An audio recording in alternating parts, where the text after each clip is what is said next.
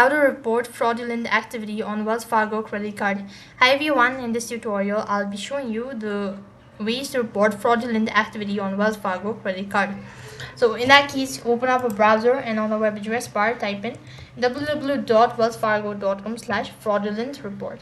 That is going to take you to the official page where you'll be instructed on what you should be doing if you have faced the fraudulent activity.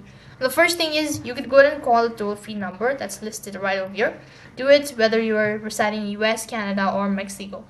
And likewise, you also have other thing as universal international free phone. You can do it from any part of the world. And on the step number 3, there is identify gaps in your internal cord and address immediate. Then you have a botched email or website to report. So you can see this is the website or email. You could go and respond on this and they should be able to look into your matter. So that is all for this video. I hope the video was helpful. Make sure to like, share and subscribe to our channel. Thank you for watching. See you in the next video.